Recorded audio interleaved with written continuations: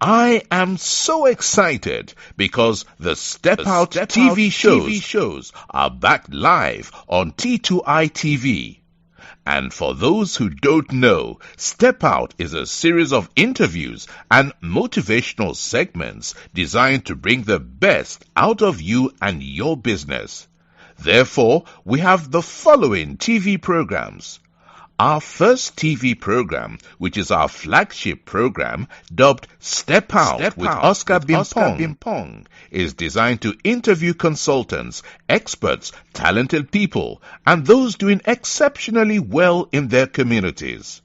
The second one is Step Out SME Focus. This is where we interview business owners and showcase their products and services. The third one is Step Out Youth Impact Zone. This is where we interview young people succeeding against all odds to serve as an inspiration to other young people. And the last one is Step Out Authors Corner. And this is where we interview authors to share what their book is about to the world. Join us every week. Like T2I TV on Facebook and subscribe to the YouTube channel. To advertise or for further information, do WhatsApp +44 759 1152 983 or +233 55 580 3924 or email info@traintoinspire.com. T2I TV, we engage, educate, enlighten, and empower.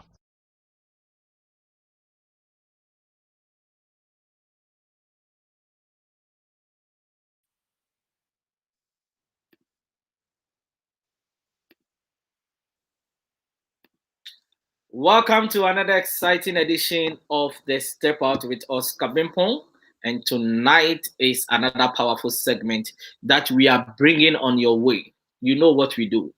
We always bring topics designed to inspire, designed to cause a change of mindset, designed to cause you to believe again, designed for you to understand that you are born for greatness, designed for you to understand that you can achieve everything that you put your mind to. And that is what this program is all about. For you to step out with us, for you to achieve your goals. And tonight, if you are watching us, I want you to do this for me.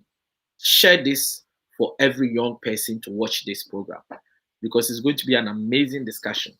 What we are going to discuss is for the youth of Africa. What are you doing? My guest is already seated, but before I bring in my guest, I want to give a few mention of our sponsors. This program is sponsored by Train to Inspire Consultancy. Train to Inspire is your business training and consulting firm. They also work with schools, colleges, and universities in terms of their personal development. Also, ZPay Ghana Limited. That is your remittance and mobile money company based in Ghana. They just launched their USSD code, and that is *270# for mobile money. Just dial it on your phone and register for ZPay mobile money. If you want to contact any of the sponsors, their contact details are scrolling on the screen. Take them and contact them. Also, if you want to sponsor any of our shows, if you want to support what we are doing, take the number for T2I TV UK or Train to Inspire Consultancy, and let's have a fruitful discussion. Now, let me go straight to business because we have got a lot that we are going to discuss.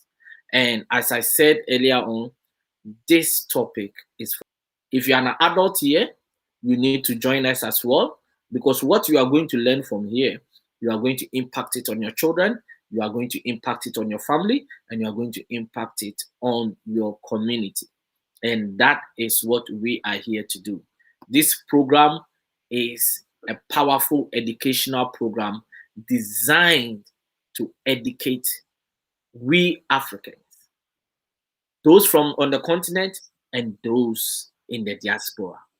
And tonight, who is sitting on the hot seat? He's not new to this show.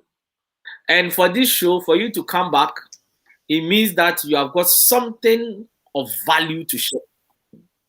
Some people come, they never get a chance to come back, but some continue to always come back. Why? Because we cannot have enough of them.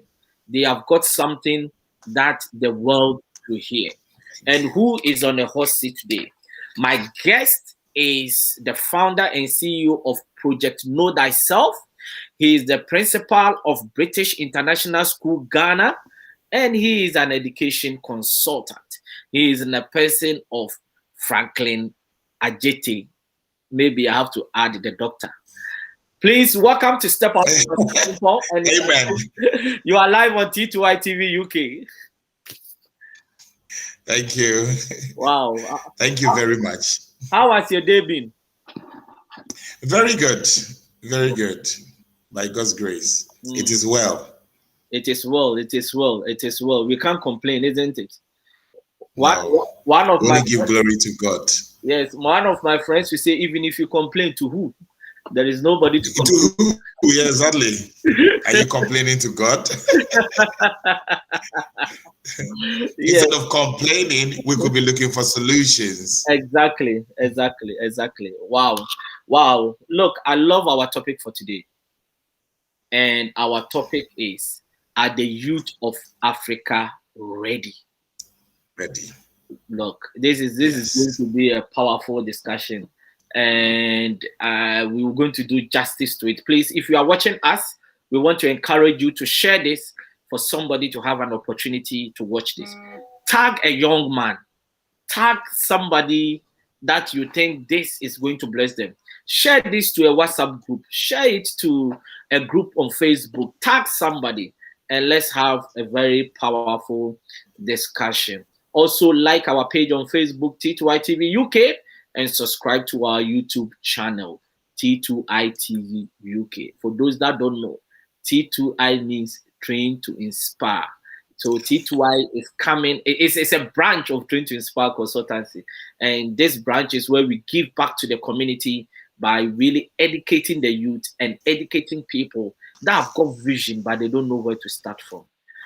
Mr. Adjetey, let's roll. Let's roll. Yes, sir. Yes. Now, talk to me. If somebody is watching you for the first time, who is Mr. Franklin Adjetey in your own words? Oh, well, I'm just a simple person. I'm an education consultant. I'm a principal of a school. The first thing I say about myself is I am a teacher. I'm a married man with 2 children. My wife is also a teacher. So we are both educationists. I believe in the power of positive thinking, and that one should always have a growth mindset, and be filled with positivity, be optimistic in everything they do, and then instead of complaining, find solutions, because life is hard, then we die. And that's my belief. I also believe in the power of succession, where we look for people who, when we are gone, will take our place and take it up with a strong, and effective skills that they've acquired to run the legacy that we've left behind. And that's what led me on to my project, Know Thyself, which fits into my role as a principal of a school and an education consultant. That's what I'd say about myself. Wow. That is very brief and powerful. Now, our topic for discussion, are the youth of Africa ready? Now, do you think the youth of Africa are ready, either for leadership, for the marketplace? Do you think they are ready in general?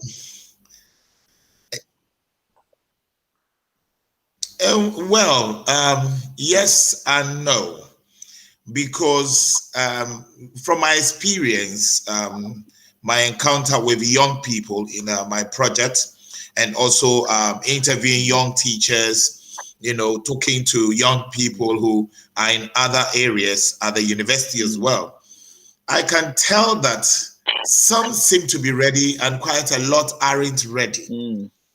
And there's so many reasons. What I see is, their level of thinking, they understand, they know what the problems are. They do know what the problems are, and they can see what is not going right. But what I am struggling to understand is they being able to come up with solutions or to think in a certain way as to how they will be better, how they can correct some of these things and try to end that cycle so that we have a better generation. That's where the problem is. And this is not just within the educational setting, but within organizations and in the streets. When you speak to people, young people, you can tell they want the best for themselves. Quite a number, only a few of them are thinking about the community and thinking about reading and thinking about preparing themselves for the future. When I say future or leadership, I'm not really looking at per se, even though that is included, like being a president or being an MP or being a judge or something. But I'm looking at one as an individual, you know, because you need to be yourself leader first. You know, if you can't lead yourself, you can't lead anyone. And quite a number of young people don't understand how leadership translates, you know, into real life setting, because they see leadership as from when I listen to them, they see leadership or understand leadership as leading a group of people, you know, but what they take out is leading by example, you know, and actually also understanding or getting to know that subject matter before you can be a good leader. And also some of the soft skills such as time management, having principles, knowing about money and how to save and how to prioritize things, all that comes together. And that is seriously lacking. You know, that I can see quite a number of young people don't have principles. They don't know anything about core values. They don't know how to prepare, how to save. You know, even when it comes to elevating their own essentials by finding opportunities to learn, you know, and even when the opportunities come for them to learn, they see it as they are actually doing the opportunity a favor, you know. So that's where I have a problem with, and I think is a challenge that we as are we middle-aged or old men? We as middle-aged men should, you know, rise up and look at and mentor these young people, help them, because they cannot really see it themselves. They've got to be mentored. That is where I have a challenge. Now, you made mention of they can see problems, but they don't have solutions to problems, right? Now, what is the missing link that has really caused them to really see problems, discuss problems passionately, but they don't know that the problems they solve is what people potentially will buy? What is the missing link here? Yeah. So, first of all, I'd like to say that I know it's not all young people who are like that. There are quite a few young people who, you know, reason really well. They are critical in their thinking. They are creative. They are innovative. They are humble. They are hardworking. There's nothing like giving hardworking, smart working, you know. So, yes, we have them there. But the majority, you know, the number that is going through this challenge is just too high. And what is causing the problem always come down to we as parents in the homes and then the schools, you know, because these things have to be taught, you know, building yourself some principles, having the ability, or would I say having the ability, but trying to build yourself up through reading, through preparing yourself, being humble, being time conscious, understanding how to learn. You know, all these things don't just happen. With some people, they are created in that way, and they naturally can fit in and do these things. Majority, not like that. Majority needs to learn. And the only people that can teach them are our parents and the schools, especially the schools. So if it's built into curriculums, how teachers are trained, and how teachers teach. If that should change for the better, it will help students to think that way and be able to prepare themselves, for their future and the future of others. Because you see, school is not just a place that educates us to be able to read and write alone. Yes, read and write, fantastic. But what do we do without reading and writing? What do we do with that articulation that we've learned, how to analyze, how to evaluate, all through the critical thinking? What do we do with it? It's meant to help us solve our issues, societal issues. If we're not doing it, then the world, our country will not be a better place for us. Young people tend to point fingers at older ones in politics, and quickly when there's a problem, they even don't look beyond that problem. What is underlining that problem? What is actually causing that problem? They quickly point fingers at the leaders that, they're the ones causing it. They're the one doing it. They're the one not doing it. They're not critically thinking that the problem may actually be coming from somewhere else causing it. So the actual problem, sometimes they are not able to uproot it.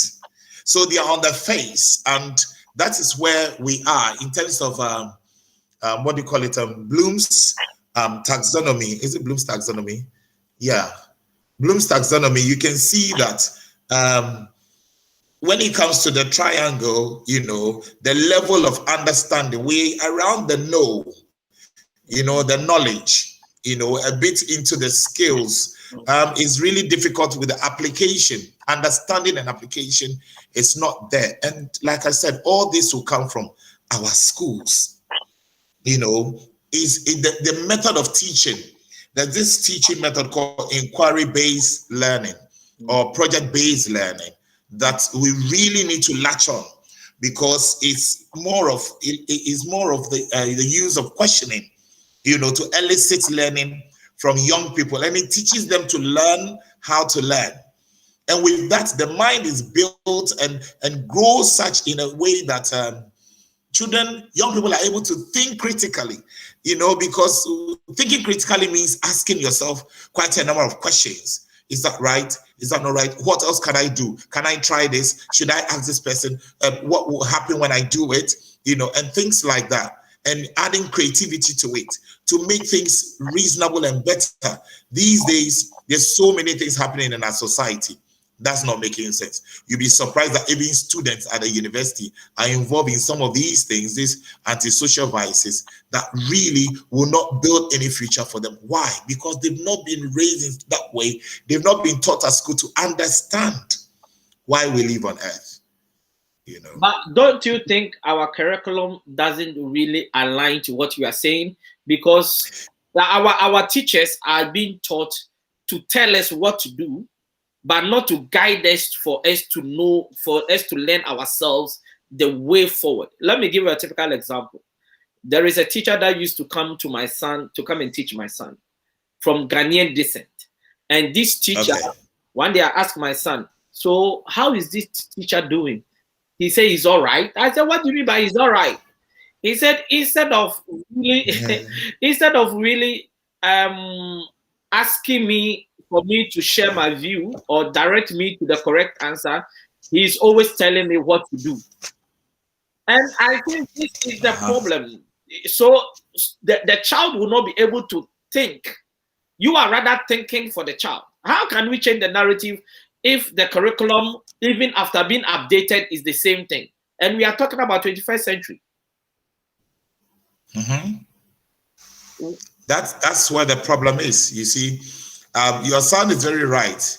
We have so much. We are stuck in the past. I'll say 40 years ago. We are so stuck in there, and our teacher trainings, colleges or universities, is not driving it to that direction. There's this book I have here, which is called, the title is Project-Based Teaching. And it says how to create rigorous and engaging learning experiences. This is written by Susie Boss and John Lama. And it says here that though we all agree that the world has changed. We also know that schools have not. The world has changed, but schools have not. Now, with this growing awareness, we have started to see some shifts around the United States and globally. We see schools and districts working toward more student-centered approaches that include inquiry learning, personalized learning, performance-based assessment, and huge surge of interest in an implementation of project-based learning. You know, if teachers don't adopt this style of teaching, it's going to be difficult for our children to be heard, for them to be able to become critical thinkers and go beyond the learning that they are doing now. So it prepares them for the future. Because you see, pandemic taught us a lesson, but I don't think around this time we remember, and it has taught us, we've learned very well from it. One time, everything was shut down and we were doing things differently, and people became very critical in their thinking. People started being creative and doing things and exploring other businesses. There are so many things that our young people can do instead of sitting and saying that there is no job.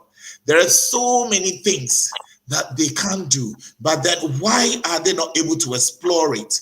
Because of the style of teaching at our schools, you know, and in our homes, how we don't allow children to express themselves, you know, and when we allow them to express themselves, so we can't guide them, so they end up becoming rude. So these days, everything is going anyhow, and people will say, oh, it's 21st century. Oh, yeah, we are 21st and we are an international school. So yeah, that's okay. But it's not so. The most important thing is about how children learn, what they learn, how they think, you know, what they think, what they do with that thinking. We don't allow children to bring out their thinking. Even when questions are asked, we end up answering the questions for them. You know, like your son, your child was saying to you, when work is given, the kind of work we give them is in a form of punishment. You know, because we're not very clear what children should be learning. We're also not reading, as even educators, reading the curriculum and understanding the essentials of the curriculum, the main things, the key things that children need to acquire in order for them to be able to think critically. We're not looking at that, and head teachers are not looking at that, you know. So that is a big problem. Do you think there is a lack of motivation on the side of teachers? You are talking about they don't even look at the curriculum. They don't even read it. So they don't actually know what is actually going on. So do you think there is lack of motivation as well? Because obviously there is lack of motivation for teachers. I don't feel teachers are well supported. You know, I personally don't feel, not in Ghana per se, but around the world, I don't think that teachers are well supported. We teach the children, they become doctors, they become lawyers, they become all the big people. We stay where we are. We are regarded as teachers, but remuneration is not really where it should be, especially in Ghana. You know, what teachers get is quite sad, and the resources and everything doesn't really come together well for teachers. However, like I said before, we live in a world, and there's a reason why we live in this world. There's a reason why we are teachers. Teaching is by calling, and it's passion as well. So if you have the calling and the passion, whether you are motivated by money or whatever, it still doesn't matter. You have to be motivated, and you should motivate, and that's what teachers should do. My only worry is if a teacher has not been led or trained to be open-minded, exposed to this new way of learning, how teaching and learning has evolved in this new normal, then it will be a problem for that teacher. It won't be that teacher's fault. It will be difficult for that teacher to see things in the direction of the young people, you know, and will always be pushing them through another way, especially boxing them all in the classroom and treating them like goats. All of them are goats, and leading them to one direction, forgetting that some are fishes, some are birds, you know, figuratively. Some are butterflies, and their habitat will be different, and things that they have to do will be different. How they think is different, you know. So teach them differently in terms of differentiation, and that is lacking, especially in Ghana. Wow. And that's why I need all educators to rise up and help, because we have educators who know some of these things. But how many schools do we have in Ghana? Many, many, many. And many are the children who are not still educated. And when I say educated, they come out of university, yet they're not well educated. Because like we say, tomorrow's illiterates are not those who cannot read and write. Yes. Reading and writing is no big deal anymore. They are those who cannot learn, unlearn and relearn. So it's all about learning. Making mistakes, no problem. It's okay. We made that mistake. But are we going to make that same mistake again? No. We made that mistake. Why did we make that mistake? We are not even taught a sense of reflective practice. You know, how to reflect on your practice, reflect on your attitude, reflect on your behavior. Is lacking. So it makes it difficult for teachers to even move in that direction. And then the other problem is seriously lack of reading. You know, lack of reading is a problem. You know, so it's a big problem that we need to address, because, you know, when they talk about Galamsey, they talk about so many issues in Ghana. I'm thinking at the end of the day, if we all understand what makes up our country, we all understand what is ecosystem, and we all understand that being selfish is not a good thing. There's so many things that we won't do, you know, but then we don't understand it. A lot of us don't understand it. And I'm not sitting here to blame people, but I'm sitting here to call for help, that everybody needs to rise up and see that there's a role that we all have to play together in order to build and fix our country and fix Africa.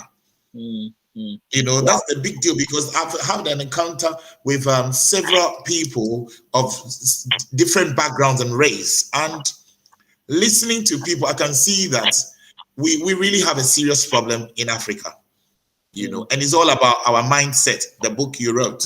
I don't know if it goes in line with that, but mindset is a big deal.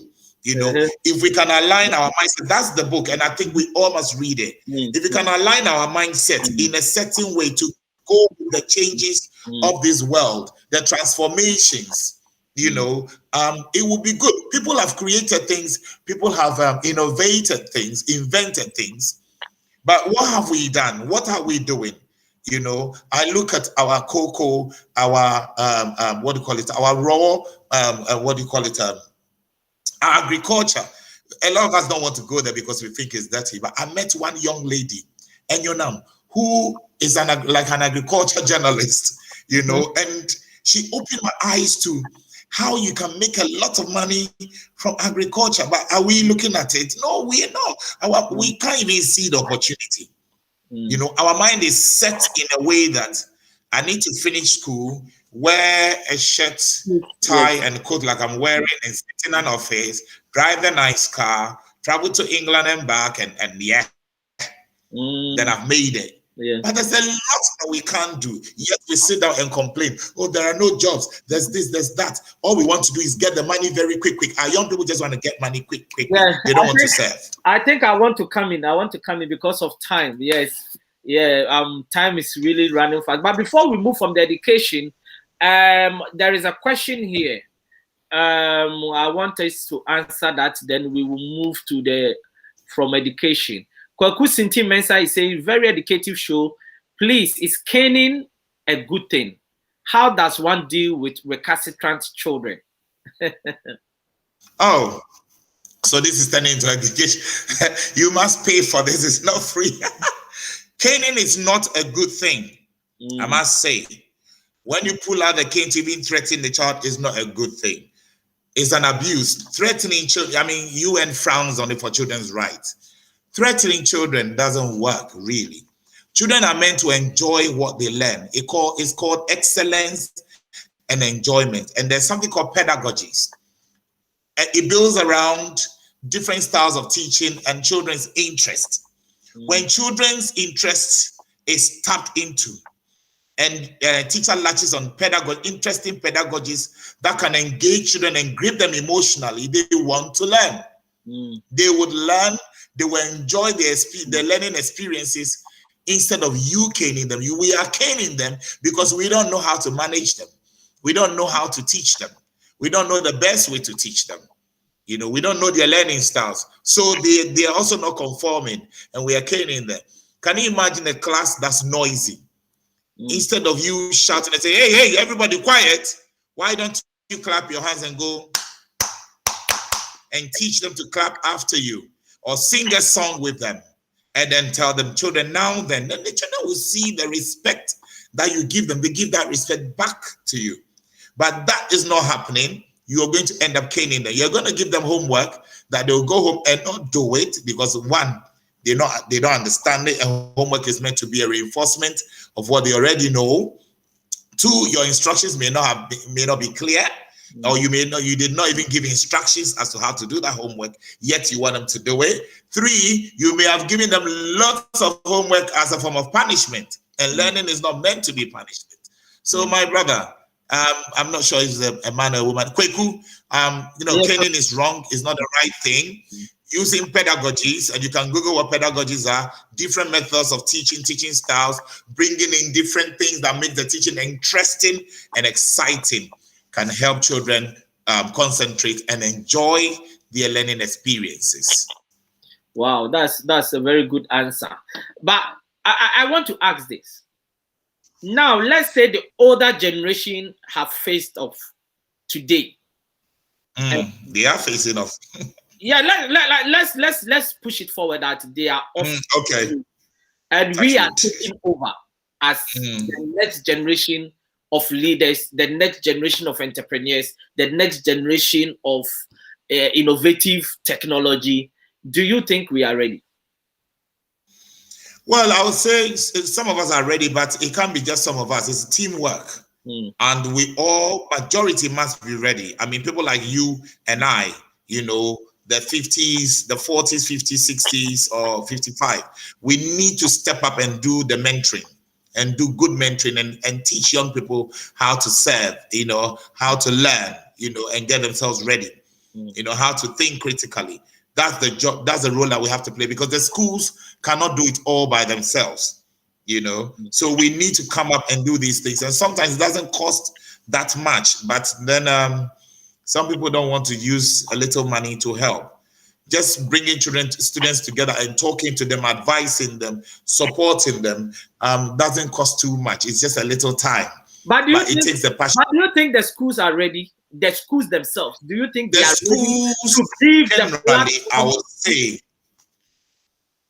probably ready in their mind, yes.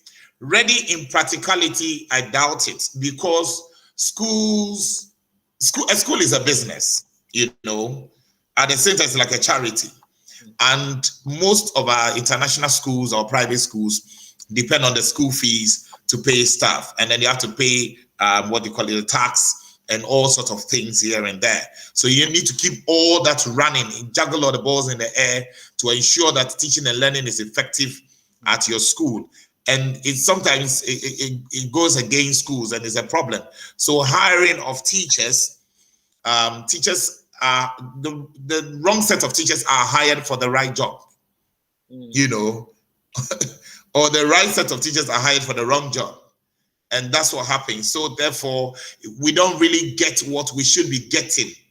Children don't get what they should be getting from teachers. So, and schools sometimes are built by school owners who are not really educators, but are looking into making business. But they don't understand that school is the business, but not kind of profit-making business per se. You need to look at the curriculum, not the building per se, but the curriculum is more important. What does the curriculum entail? What is your ethos? What are you looking at? What do you see your end product as? When a student passes through your school, like attends your school, and even for 6 months or 3 or just a term, what should be different? What should this student have learned from your school. And that is where the problem is. We don't pay for training. School owners don't want to invest money into training. They don't want to train teachers. They think that when teachers are trained, they will move to another school. So they don't want to invest their money in training the teachers. Even when you give soft copy of materials, they don't really want to give it to the teachers, because they believe that the teacher might take it, leave the school, and go to another school. But at the end of the day, the school will lose nothing really. If a teacher is trained and the teacher moves to another school, where are they going to? They're not going to Mars. They will be on Earth. They will be in Ghana. They will be using it to teach another child. That child may be the husband of your daughter, or that child may be your president one day. It doesn't really matter, you know. But we are not looking at it that way, and we are competing. So when it's like we hold the tail of the lizard and ask it to go. Come on, go. And we are holding the tail. It's not possible. And we are pushing the door that says pull. You know, it says pull, we push it. It says push, we pull it. So what are we doing? Really? We're not thinking critically to realize that I need to give them the resources so they can work in the school, because then when a teacher also sees that there's a lot of opportunity to learn at their school, they want to stay. Who wouldn't want to learn and be better? They don't want to stay, but that is a big challenge. To add to what you are saying, Rita Ahen is saying, new curriculum, no training for teachers, no textbooks, and we really want deep learning to take place. You know, impossibility. The resources, you know, much as I say, Rita, that as a teacher, you need to have some form of resources and still be able to teach. I'm telling you, I agree with you, Rita. You need the training. Training is so important. It should be weekly. In London, when we were training, not even training, when we were working as teachers, every week there was training. Every week there was training for every teacher. We come together and share good practice, reflect, bring somebody in. We go to other schools to observe. We go for other people to train us. You know, then we have a particular day where we sit together, plan together, share ideas, you know, and mark together. We have a particular day where we look into books and do something we call agreement trialing, looking at assessment and say, what do we think is level 1? You know, what is level 2? We do that all the time. We go into each other's classrooms and do the monitoring, what do you call it, the environmental observation, where we are looking at your learning environment, and we do positive comment. We give you positive www, what went well, and the even better ifs. You know, so we're always positive in our criticizing. That is lacking in Ghana, and that's a big problem, you know, for schools. Textbooks, yes, no textbooks. You know, you go to schools and you want to promote reading, you know, and you are thinking about, where are the storybooks? There are no storybooks. They got the wrong set of storybooks. You know, you're looking for simple storybooks written by African writers. We got so many of them. There's one that I read lately. You know, I didn't read it when I was in school, but I read it lately. Beneath the cover or something like that, written by Peggy Opong. You know, and the book is so interesting. I'm like, oh, we have such interesting African writers. And then we got also some books that children should have at their schools, you know, so that they read every day. Every day a book must go home. There are no books. Wow. So Rita, I agree with you. You know, and when a new curriculum is introduced, training is ongoing, and modeling is done in certain schools. Like we have schools that are used, you know, as models, you know, so they run it first and they pilot it, and then they reflect on it, and then we evaluate it and say, okay, this will not go well, this will go well, let's take this out, let's add this, let's do this, and then they start looking at workbooks, textbooks, you know, training for teachers, and the training is ongoing. It's not like, oh, we're doing it for 2 weeks and it's finished, everybody go and teach. It doesn't work like that. It's every week and all the time. Training is ongoing. Then teachers will improve. You know. You see, can you see the picture there? I just put in a picture there. Yeah. Oh yeah. And and I took this picture today because of this conversation, and that is my classroom, right? So that is my HND level 5 classroom. And can you see the screen on the board? That is a digital blackboard, right?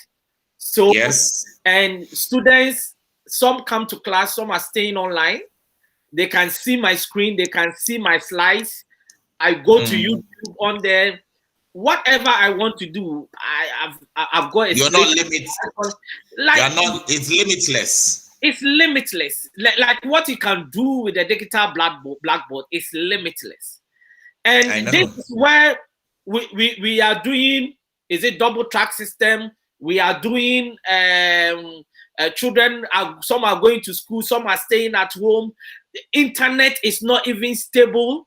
If we want to do online during this COVID, if you have it, if you have the internet, that's when you can say it's not stable. Not everyone has internet. That's the problem, you know.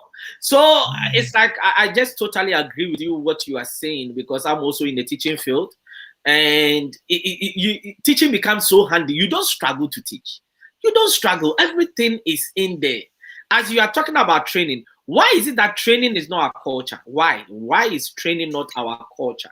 Because that's a question. But then we can make training our culture. We're saying it, and you go into schools and you say to them, listen, I think you should have training every week. You don't even need anybody to come in. You guys can train yourself. Say to this person, you go and learn about this and come and talk to us about it. Go and read this book and come and talk to us about it. But you see, when you do it once, by the third time, teachers are complaining. Oh, let's go home. You know, they don't see why they should be doing that training. They don't see it. They're not motivated to do that training. So it makes it so difficult. And if you're not careful, you as the leader will be demotivated. You have to be strong. You have to motivate yourself, or they'll demotivate you. It's quite, it's a challenge. It is a big challenge. But then what we're doing, we are adding a bit of comedy and training all together and try to make it affordable for teachers to come on themselves. We're creating the awareness that, listen, the more you learn, the more you realize or find out that you don't know and you need to know more. As you're talking now, I'm thinking about things, and things are landing in my mind, and I'm thinking, oh, I think I need to read about this. Oh yeah, what you said. Oh yeah, you said something. I think I need to find out about this. So the more you talk, the more you read, the more you learn, the more you find out that you need to know more. You can't be complacent. And that is the problem with our not just our teachers alone, but in our culture. We finished, but learning is ongoing.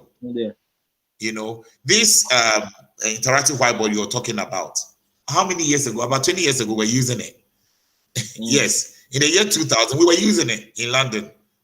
It's just this pandemic that is like everybody, hey, Zoom and all this, and we're doing conferencing. So, but I know that all the countries are not the same. We are not as developed as the UK. So what I say is that it's not going to be one person. We have a leader. It's not going to be just a leader. It's every one of us. Every one of us have a role to play, and we need to open up. We need to create awareness. We need to read more. We need to understand that things are changing, and things have changed. And things will change. Learning has evolved several times, several ways. Even the Ghanaian curriculum has evolved. It has changed. Have we read it? Have we read it to even know the inside out and to understand the progression in it, to understand the strands in it, what it's actually saying? Have we even read the introduction of the curriculum? Because every curriculum has an introduction. Have we looked at it? The number of us are not looking at it. We are not reading it because probably when we read it, we'll see that, there's a lot of information there that can naturally educate you, train you, and prepare you. You understand? Because the new curriculum looks quite good. It is how it's translated, in the classroom that makes the difference. And I always say that if there are no resources, we can still, nothing should be a brick wall. Nothing must be a brick wall for us teachers if we want to break through. Yeah, because if I was looking at brick walls, I think I won't be in the country by now. I would have gone back to the UK a long time ago. I saw the brick wall right from the very day I set in here. But every day we think about breaking that wall. Let's break through that wall. Let's break through that wall, or let's move another way. It has to be always like that, because that's how life is going to be until we die. Wow. And we have to leave some legacy behind for our next generation. That is what it should be. I can't explain that enough. Right. So let me. Time is really moving fast, and I've got. I don't know why. I don't know why. No, but if the conversation is good, that's what happens. But let me ask you this: one of the things the youth they need for them to really be ready is personal development. Yes. Whose responsibility is that? It's their responsibility. And are they really taking up that responsibility? That's where we need to come in. That's where you and I need to come in to complement what they're being taught at the university. I'm talking about universities, tertiary institutions, but pre-tertiary institutions and primary schools, like secondary and primary schools, is the responsibility of the teachers, and the school owners to ensure that that is carved into their curriculum. But with universities, by the time you are in university, nobody's unless you are you have applied, or your subject is your module, or what is your course is English. You're taking a course in English or mathematics.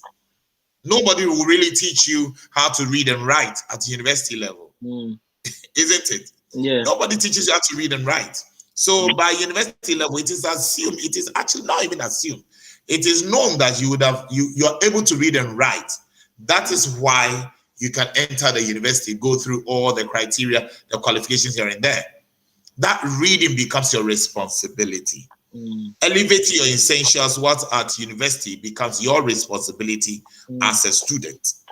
Finding an organization to do an internship every holidays, even whilst you're at the university, do 1 day or 2 days a week for free. Is your responsibility, because you are preparing yourself. Who should pay you? You find young people getting the opportunity to work with you. They think that they're doing you a favor. So for instance, if they iron one shirt for you or pick up your bag, they think they're doing you a favor, but they don't know that it is an opportunity for them to learn how to serve. You have a question here. Yes, I think Josephat Bennett saying, how do we place young people at the heart of decision-making process, since they normally say we are the future leaders? I think that's a very good question. Yes, I think Josephat, how we place children at the heart of decision-making is right from school. Letting children have a voice. So getting children to think for themselves. Like, for instance, if a teacher asks a question, the teacher needs to allow the child to think and share their thinking, and then take a feedback. And when they take the feedback, they should not say, oh, this is wrong, it doesn't make sense. But, try to be positive with the feedback, like, oh, well done, but that's not quite what I'm looking for. Can you think a bit further? Can I try someone else? So that everything is positive. When we remain positive and we use positive language at our schools and carve the leadership, roles for the children, so that the children take up responsibilities, and learn to be independent, and are given opportunity to speak when they have to speak and express themselves, and they are taught how to express themselves in a positive way. They are being made leaders automatically, and they are being put at the center of decision making. They are being allowed to make certain decisions for themselves, and by the time they get to secondary school, this will become even stronger, because they are put in a way where the teaching is a discussion. Groups are put together, students discuss what they think might be a solution to something and share it. That would be giving them that voice and preparing them to become leaders and to make decisions. If you go to schools, I can dare you to go visit quite a number of schools and look at how science is being taught. Most lessons don't go through scientific inquiry. They just teach the theory. A hibiscus is this, a plant is this. But they don't ask questions like what will happen to a plant if it lacks water, if it lacks sunlight. Let's do an experiment.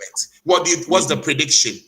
Going through that investigative process is also lacking.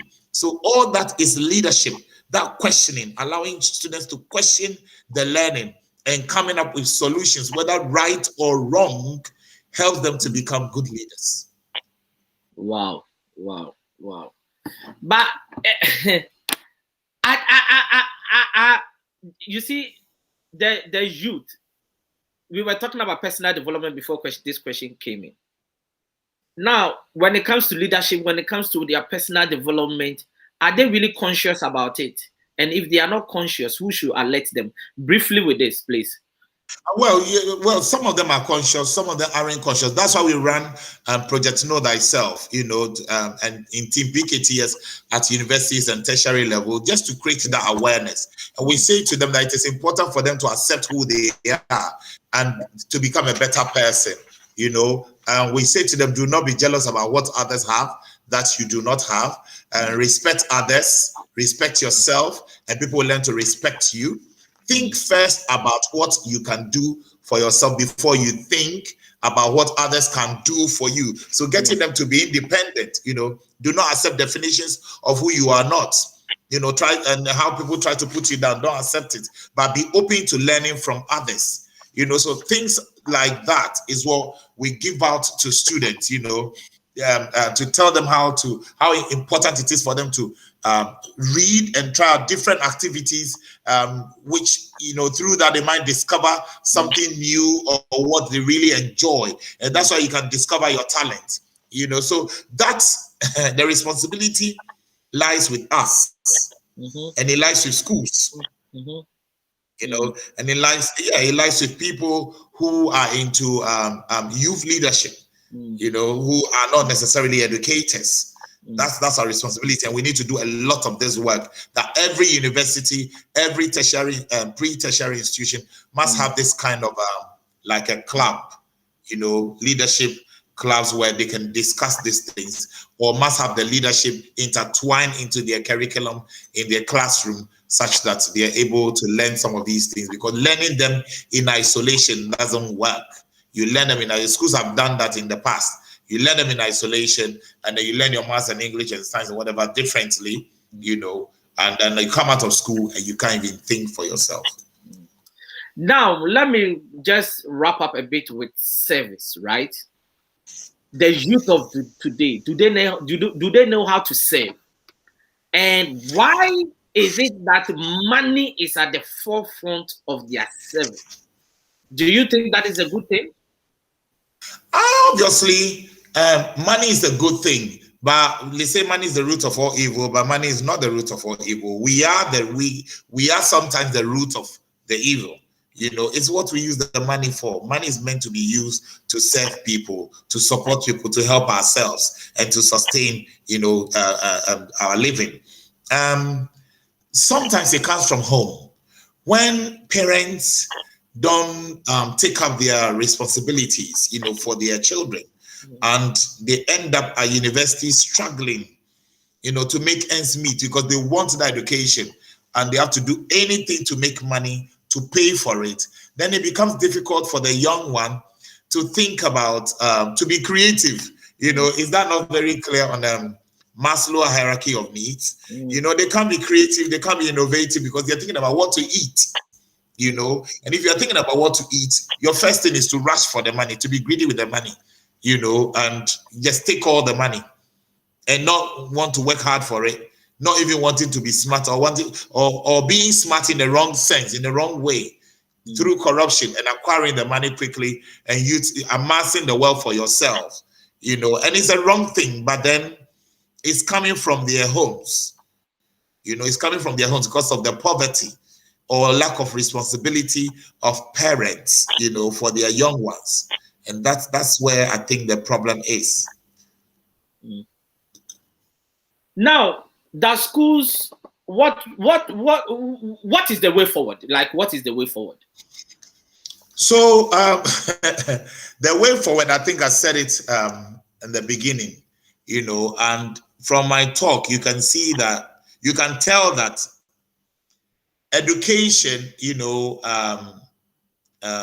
every economy progresses well through education.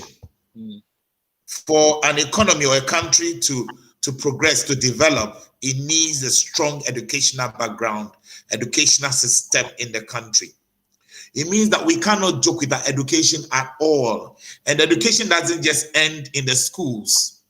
You know, is a home, is in the streets. So we need to look at, you know, some of our billboards, what it says to us, some of our programs on TV, what it's saying to us.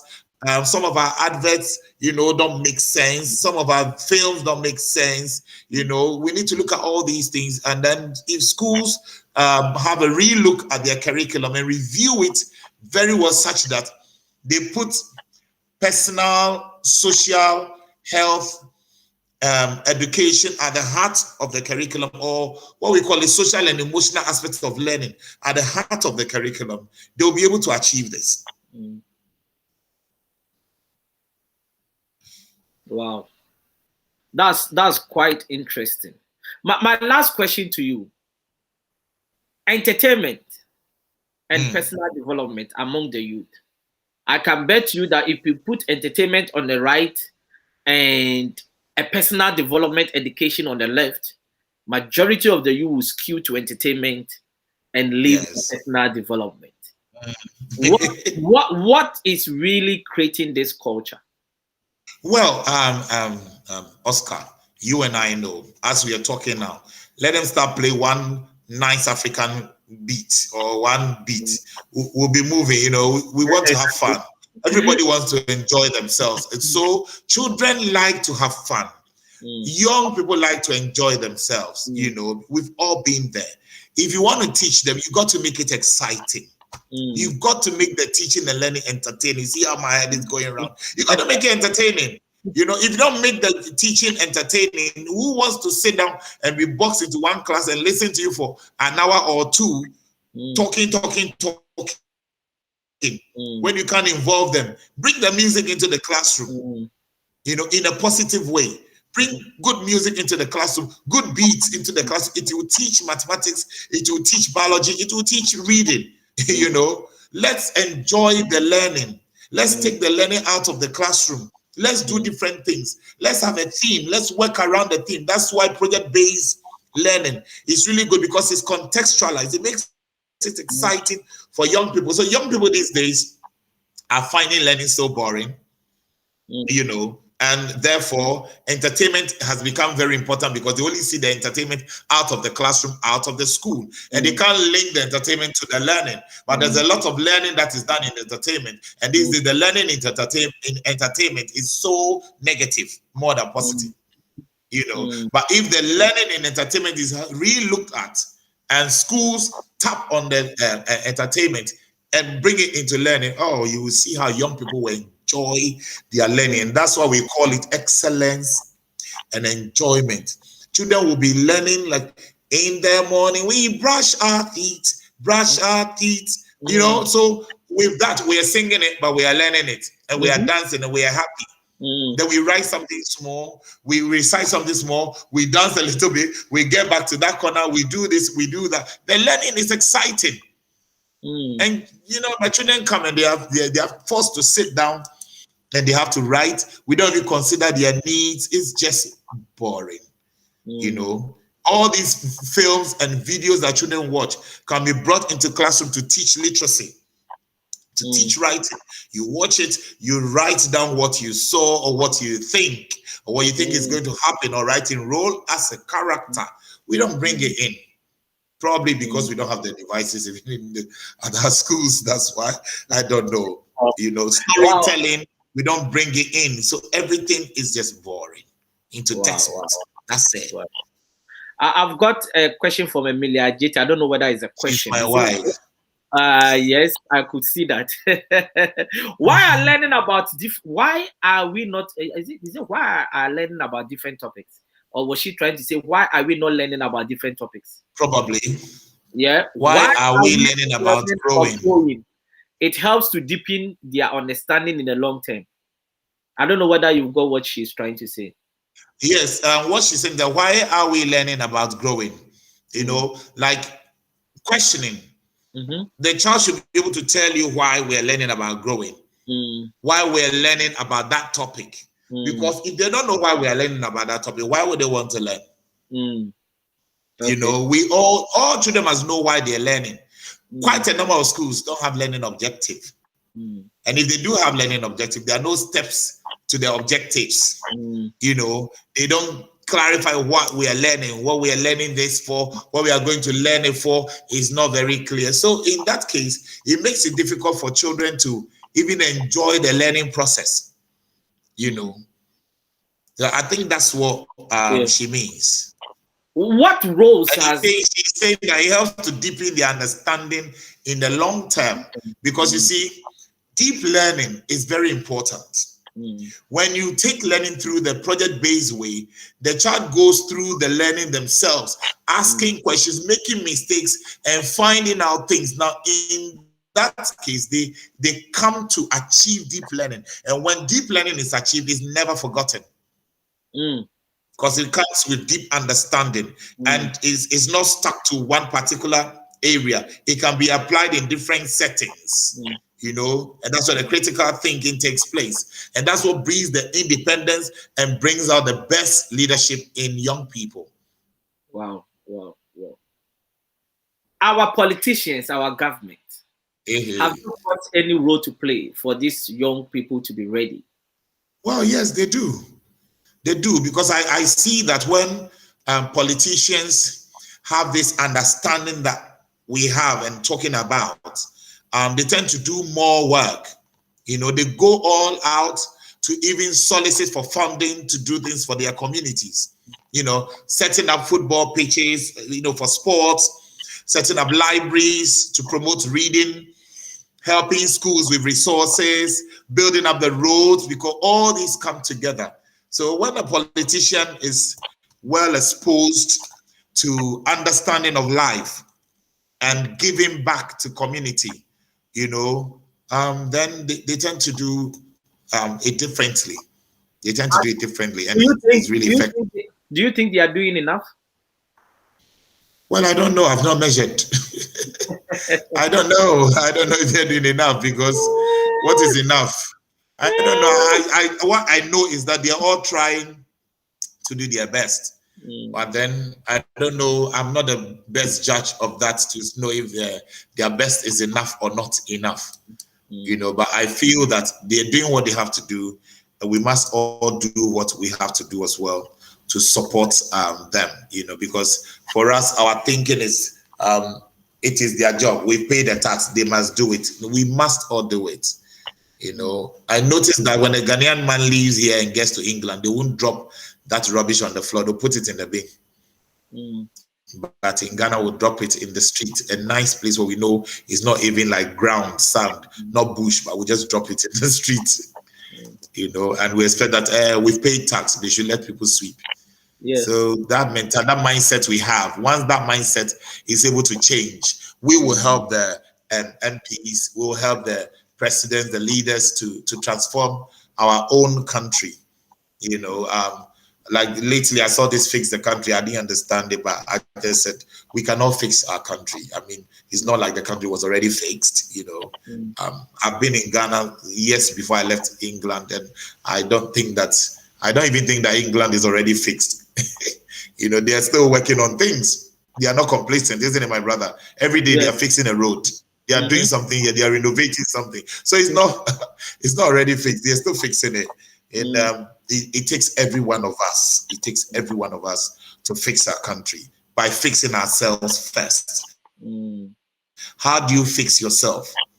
By reading, by understanding, by giving opportunity to young people, by exploring, by creating the awareness of the good things that young people can do, by contributing to your best ability for what you sign up that you're going to be paid for. You know, and that's different ways that we can all fix our country. Wow.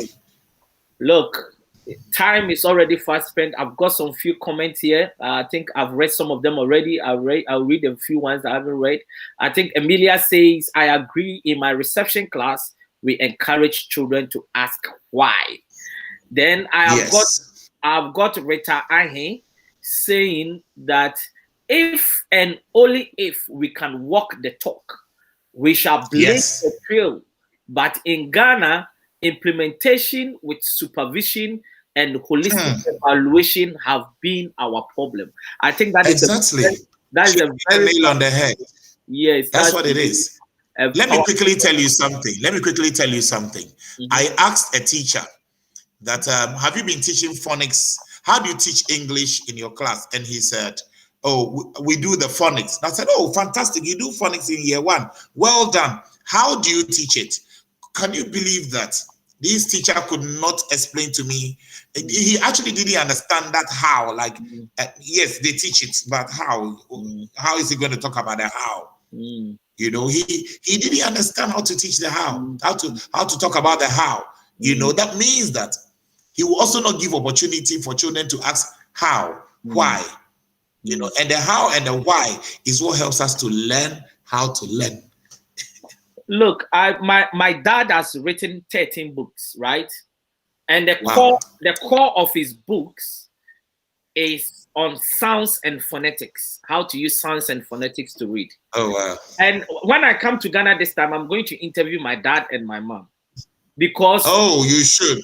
Because they are unsung heroes. The schools that they have supplied their books to, the last 20 years, they have been in the first 20 in the BEC. First 20 in the BEC. And look, these are people that the kind of transformation they've done. And Ghana still don't even recognize them. It will amaze you. Let me give you a typical example. When I was at uni, one time I came for vacation and I went with my mom to Sunyani. Now my mom took a village school in this Sunyani suburb somewhere. 99% of the class could not read. After doing the training for them for 3 weeks, by the time we were leaving, the class that we took, they were reading 2, 3, 4, 5 letter words. Wow. And that is where my perception and everything changed. And my mom is a teacher. My mom retired early because of this. And my dad has been an education officer. That has been the backbone of this. And my dad has written over 13 books. And all these over 13 books, they are for young children. How to use sounds and phonetics to read. And look, these are some of the things that we need to expose. These are some of the things that we need to really teach. Sometimes I wish the whole Ghana can adapt the books of my dad. Trust me, my dad books can transform Ghana within 3 months. Within 3 months, I can assure you that children that cannot read, even adults, within 3 months, they'll be able to read 2, 3, 4, 5 letter words, assured. But you see, the process of teaching reading strategies is lacking in our educational system among teachers. They don't know the reading strategies for teaching children how to decode. They don't understand the progression of reading strategies, you know. So how are we teaching these children how to read? In the UK, we have something we call guided reading, and we go through the technicalities of how to teach all the reading strategies, you know, and it starts from decoding the phonics and how the diagrams and the triagrams and how to blend. And these basic things, quite a number of teachers don't know. So if you're a year 5 class teacher and a child joins your year 5 class because of their age, but cannot read, the year 5 class teacher have no clue how to help this child to learn how to read. It's only the early years teacher that learns to adapt all these strategies to support children to read. But every teacher must be able to know the reading strategies. And when every school makes it a big deal that children are taught reading strategies from year 1 all the way to year 6, because it doesn't stop. All the way to year 6 is going to be a problem, because you see, this lack of reading will bring in a lot of misconceptions by the time they get to secondary school. Wow. So I agree with you that, and you should share with us some of your dad's books when you come. Definitely. Ghana. When I'm in Ghana, we will. Let's see them and, yes, and read them and see how we can use it to support our young people in Ghana. Exactly. Look, it's been wonderful having you on the show, and trust me, as usual, I enjoyed every bit of this discussion. Right. Look, I enjoy talking to you too. Your last word to everyone that is watching us. Well, so my last words will go to young people, and I would say that make it your responsibility to read. Make it your responsibility to humble yourself and serve. And also make it your responsibility to find a place to do volunteer work so you can learn, to upgrade your CV and get yourself ready before you even finish university to start looking for a job. Schools, I like to speak to say, look into your curriculum, provide opportunities for young people to ask questions and enjoy their learning and their learning processes. It is very, very important. And parents, please try and understand how curriculum have changed and how upbringing of children to have changed, so that when we speak to our children, we show interest in their learning, we speak to them with respect, we give them opportunity to think and ask questions about the whys and the hows, so they can also learn from us, because it's not just the schools. Let's all play our part, let's all play our role to make Ghana a better place. Wow. Thank you. Thank you very much. And I'm glad you mentioned volunteering. I think one of my friends posted on Facebook, and he said young people are not ready to sacrifice to volunteer for them to get their foot into the job market. And one guy commented that there are no volunteering jobs in Ghana.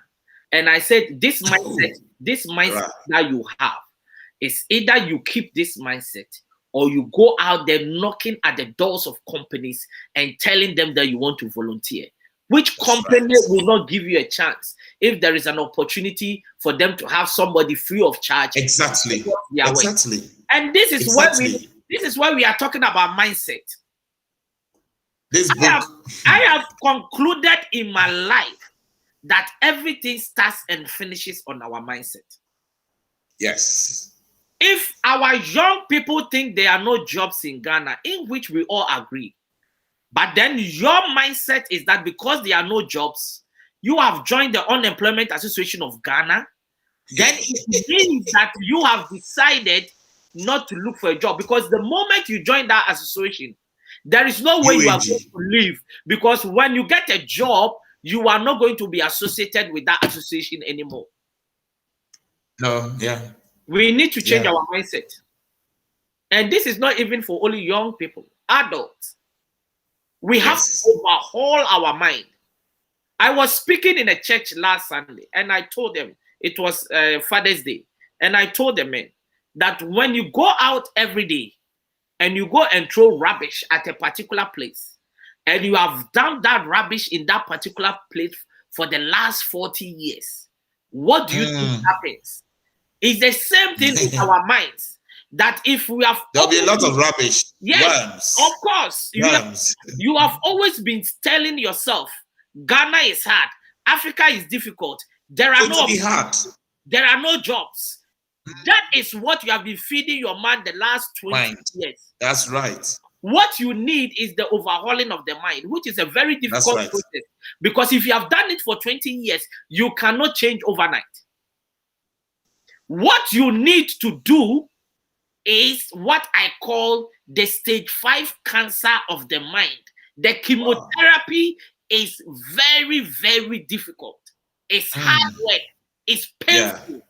It's painful. But you have got only 2 choices: to stand on the side of the positives or to stand on the side of the negatives. The first great thing is that it doesn't cost you where you stand.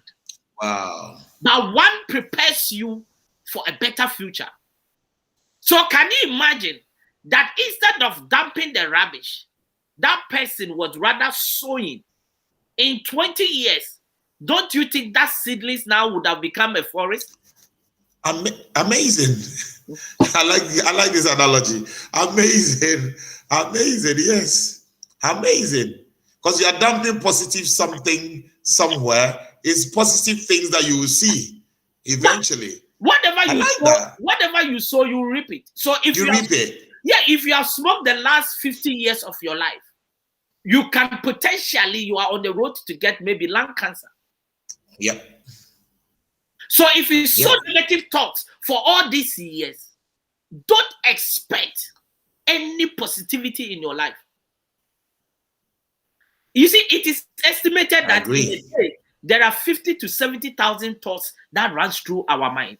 50,000 to 70,000 thoughts in a day, in 24 hours. In a day. If all these are negative, and by now you are 21 years old, you are just alive. You are just alive, but when it comes to any vision, you are dead. You are dead. And that is why I recommend this book. This book was not written based on the science of the mind. It was written based on the common science of the mind.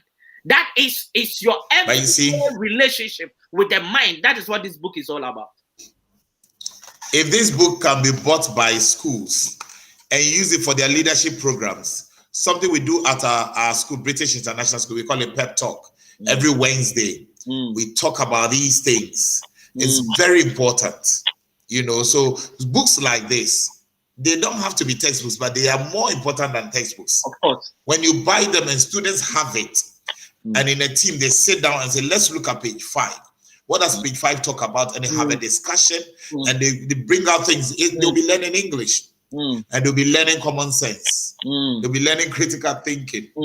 You know, so these are things that schools need to look at. Schools need to work with people like you, bring people like you into schools to come and talk to young people and bring these books, buy these books and give it to young people to read them, not just to put in the library, but to read them and use it as part of an engaging conversation. We've got a role to play. We're going to do our best. We're going to do our best because that's what we should do. Yes, I believe that we have to leave a legacy. And the legacy that we have to leave, you see, I have got to the stage where I believe that, you see, if I give my son a mansion, there can be an earthquake that will drop that mansion in seconds. But if I teach my son to have a powerful positive mindset and cause my son to believe that whatever they put their mind to, they can achieve it, that is more powerful inheritance than any physical inheritance. Than anything. That's what we need. I would want that than leaving me millions of money. That will finish in 2 weeks, 3 weeks, because there's no common sense to work with it. Yes. You know, so yes, you're right. So, look, I'm coming to Ghana in August. We are having a book launch of this book. I'm going to put out details on the 4th of September. Just invite me. You are already invited. You see, and just lock that date in your diary. We are all going to meet and we are all going to work on our minds. By the time you finish, you leave this book launch, you will never be the same. Because we are going to, your mindset will change for you to start seeing problems as opportunities, not as something for you to discuss passionately without solutions. Fantastic. And please remember to save my copy for me because I'll be in London to take my your copy. Can you see my back here? Can you see copies here? Is that? Fantastic. I just save one for me because actually save 2. No worries. I just got because I'll buy one for my son. People are buying. To read it. People are buying. Look, when I went to the church last Sunday, the copies I took there got finished, and the order they've ordered for more, and I got some for them as well. Look, because when I finish speaking about this mindset thing, nobody tells you to buy. I don't even need to explain myself. People are just buying. I think I might buy some for my school as well. My brother, you need it for my school. You have to invest in your school and invest in me so that I can progress more. Amen. Yes, so my brother. yes. Why not? My brother, I love books. For me, I love books. Exactly. But as you said, we have to always be reading. We have to be reading. I always tell people sometimes it doesn't have to be even about reading a book. Every day you can take one educative article and read. That's right. You'll be browsing. It opens up your mind. You'll be browsing on your Facebook. You see an article on Bitcoin. You see an article, Forbes magazine, talking about innovation. Something, you just take a minute and read. Read it. Feed your mind. These are simple things. But we are not ready to do it. And this is where we are trying to change the narrative. And trust me, some of the young people that we are mentoring, we can boast of young people that we have mentored, that now they are not running around with their CVs anymore. Because they are doing something in their own, in their own small way, and they are. That's right. Yes. So when people say they are not, there are young people who are doing really well, you know. In fact, honestly speaking, I have to say this before we close this program. There are so many young people too who are doing really, really well. They are looking out for the opportunities and they are taking advantage and they are really progressing and they are helping the community too. And you know, I clap for them and I say, well done. Come and join hands with all of us and let's create awareness to the other ones who are not doing the same. My brother, it's been wonderful having you. You see, whenever I have you, we go over. We go over the 60 minutes mark. You know? We go over the 60 minutes. We need to be time conscious. No, but thank God it's our own platform, right? It is not CNN who's controlling us. Exactly. That is why I always tell people, let's create our own CNN. That we don't wait for Mr. Adjetey to wait for the next 10 years to go to CNN. Once we can because I wouldn't be here talking. Yes. Yeah. Nobody can tell us. Well done. That's true. It's our own platform. And this is where we need to join hands. If we don't have our own platform, how can we be heard? We have to be heard. We have to be heard. You're right. Yes. We don't wait for people to tell our stories on our behalf anymore. We tell our own story. Our own story in our own ways. Yes. In our own grammar, in our own language. Yep. Yep. We will die happy, and we have already. Oh yes, of course, of course. With this kind of work, we definitely die happy one day. Wow! Thank you very much, and it's my pleasure. I've really enjoyed it. I think I have got some few comments here. Ghana Amani says very interesting topics. Then Kwame Kwekusinti Mensa says thanks for this show, Mr. Oscar Bimpong, and kudos to your guests. It will be worth listening to it over and over and over again. God bless you. And he says, Dakris International School says, kindly bring this program on our national TV. Very educative program. I need some. Dakris, I really agree. I was in Ghana for almost 1 year, talking to every radio station and every TV station. I have done radio and TV in the UK the last 10 years. Nobody gave me a chance. And that is why I've created this platform.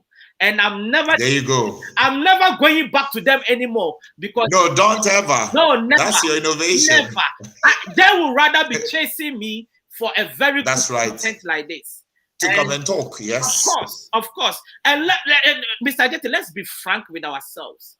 Do they have these discussions on our TV stations? Not often. Not often. Not often, yeah. Not often, yeah. So it's not too focused on this. So we are in the. There are quite a lot of issues and challenges, and not often do they have these kind of educative discussions. And this is where we have really created our platform. That this is where we are standing to educate our young people, to educate our generation, and to make sure. I was telling somebody that if Shatawale comes here, Shatawale is not going to talk about his music, but he's going to talk about what he passed through to be where he is, so that he can be an inspiration to other young people. And this is the platform we are creating. We are not coming here to do comedy and entertainment. We are starting the side of education. We are coming here to learn. And we are on it. We are not giving up. We are building a solid platform. It will take time, but we are not relenting. But one day we'll get there. Oh, we will get there. One day the youth will flood this place because they will see value in what we are discussing. Fantastic. Thank you very much, Mr. Adjetey, for your time, and God. My pleasure. My pleasure. And for everyone that really took their time to watch us. Thank you for having me. Yes, on Saturday we are having another powerful discussion. Don't change the dial. This is what we discuss here. Just put up your pen and paper. Always join us to learn something new. God bless everyone. And we bless you too. And please share this for somebody to have an opportunity to watch this. And also like our page on Facebook, T2I TV UK, and subscribe to our YouTube channel, T2I TV UK. God richly bless everyone. Thank you very much. Bless you too. Thank you. Bye. Bye.